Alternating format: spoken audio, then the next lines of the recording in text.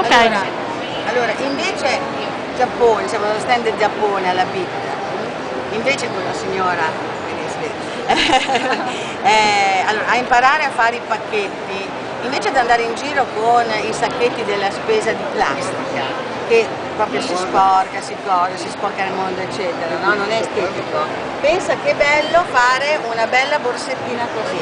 Ed è una cosa ecologica e di una raffinatezza, di una bellezza, di una, no? Facciamo le geishe ogni tanto, vero?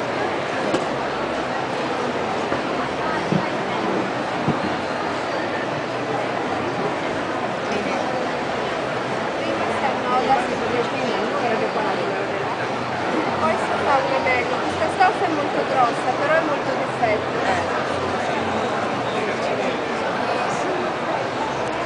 Una prima cosa. E poi si crea un anello, perché poi serve per portarla al polso. Ok, no, fanno che così che ci veloce e poi? Ecco, e poi così, guarda. Sempre con modo Ma che carina! questa, allora, questa è la cartola. Certo, fammi vedere. Questa è l'altra cosa. Bellina. E poi si può fare ecco, anche così.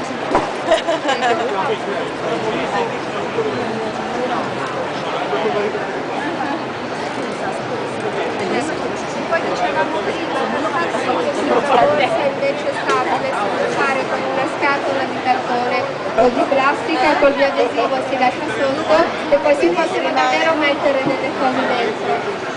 Si può usare anche come borsa davvero d'estate ma anche d'inverno se si ha una stoffa invernale. Fammelo vedere, adesso me lo faccio spiegare bene, poi dopo ve lo spiego.